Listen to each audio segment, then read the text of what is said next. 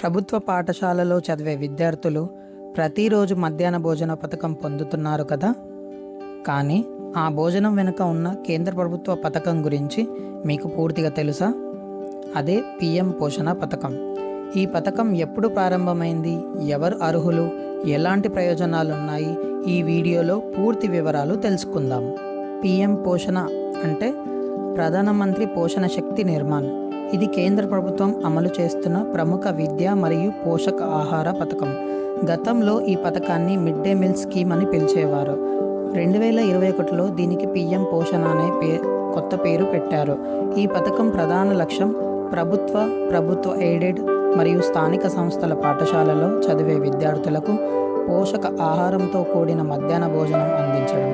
దీని ద్వారా పిల్లల్లో పోషక ఆహార లోపాన్ని తగ్గించడం, పాఠశాల హాజరును పెంచడం మరియు చదువుపై ఆసక్తిని పెంపొందించడం జరుగుతుంది. మన దేశంలో మధ్యాహ్న భోజన పథకం కార్యక్రమం 1925లో మద్రాసు ప్రాంతంలో ప్రారంభమైంది. ఆ తర్వాత అనేక రాష్ట్రాల్లో తమ స్థాయిలో ఈ కార్యక్రమాన్ని అమలు చేశారు. 1995 ఆగస్టు 15న కేంద్ర ప్రభుత్వం national programme of nutritional support to primary education పేరుతో దేశవ్యాప్తంగా ఈ పథకాన్ని ప్రారంభించింది.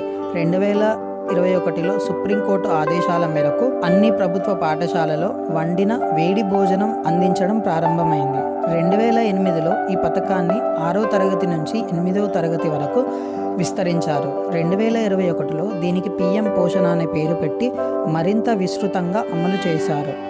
ఈ పథకం ద్వారా ప్రభుత్వ ఎయిడెడ్ స్థానిక సంస్థలు మరియు ప్రత్యేక శిక్షణ కేంద్రాల్లో చదివే 1వ తరగతి నుంచి 8వ తరగతి వరకు విద్యార్థులు ఉచితంగా మధ్యాహ్న భోజన పథకం అందించారు. ఈ భోజనంలో బియ్యం, పప్పు, కూరగాయలు, నూనె వంటి పోషకాహార పదార్థాలు ఉంటాయి.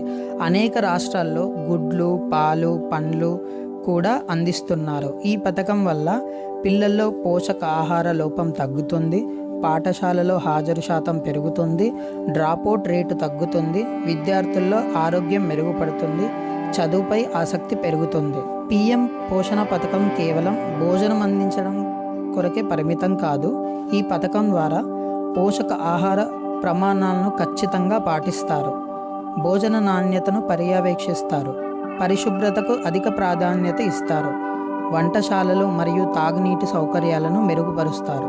స్థానిక రైతుల నుంచి ఆహార పదార్థాలను కొనుగోలు చేయడానికి కూడా ఈ పథకం ప్రోత్సహించబడుతుంది.